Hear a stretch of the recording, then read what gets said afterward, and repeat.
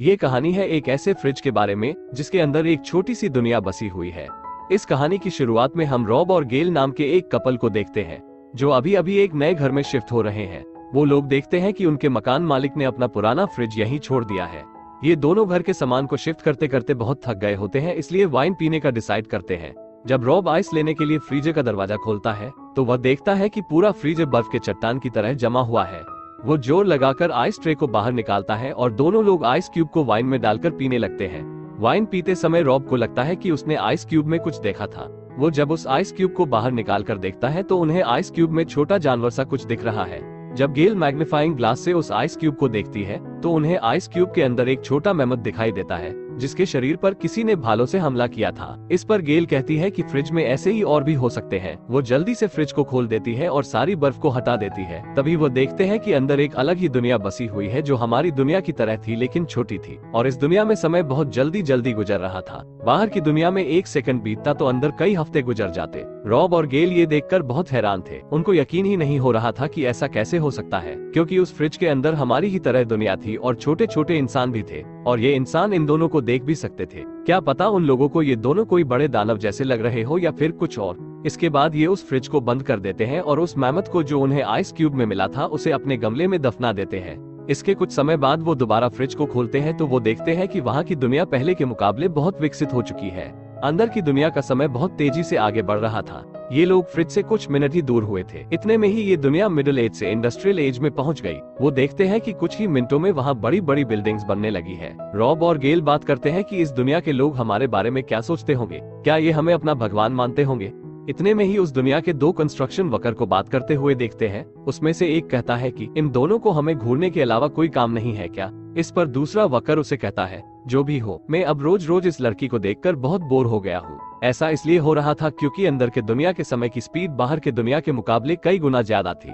इसका मतलब जितने मिनट तक ये दोनों अंदर की दुनिया को देख रहे थे तब तक अंदर की दुनिया के लोगों की जिंदगी लगभग गुजर चुकी थी। इसलिए वो बचपन से बुढ़ापे तक उन दोनों को ही देख रहे थे। इसके बाद ये दोनों देखते हैं कि थोड़े ही समय में वो दुनिया इंडस्ट्रियल एज से मॉडर्न समय में आ चुकी है। इस दुनिया में भी हमारी दुनिया की तरह अब आसमान में एयरप्लेन्स उड़ने लगे थे। रॉब इस दुनिया को बदलते हुए और तरक्की करते हुए बहुत ध्यान से देख रहा था। तभी वो नोटिस करता है कि अंदर कुछ चमक रहा है। वो उसे देखने के लिए फ्रिज के और पास जाता है। तभी फ्रिज के अंदर एक धमाका हो जाता है। इस धमाके से रॉब दूर जाकर गिर जाता है। गेल रॉब को उठाती है और वो देखती है कि रॉब का चेहरा जलकर लाल हो गया है। वो पास ही पड़े टोस्टर में रॉब को उसका चेहरा दिखती है और फिर ये दोनों उस फ्रिज की ओर देखने लगते हैं।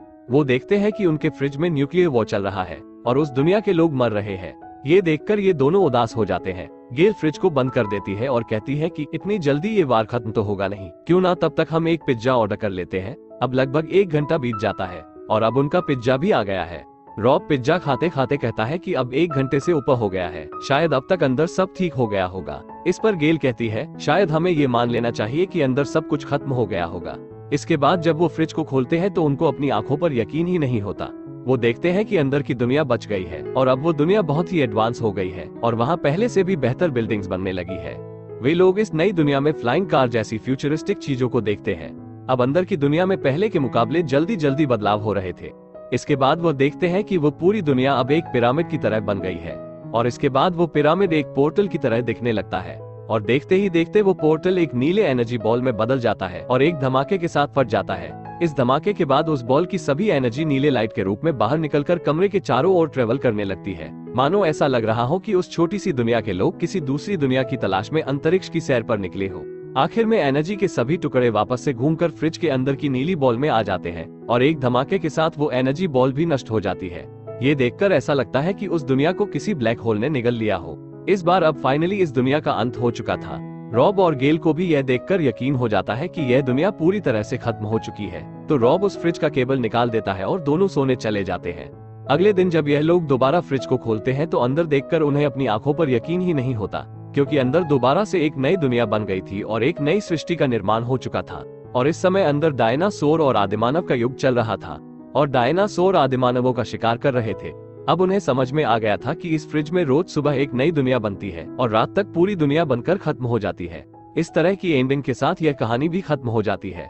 अगर वीडियो पसंद आया तो वीडियो को लाइक और चैनल को सब्सक्राइब कर देना। Thanks for watching.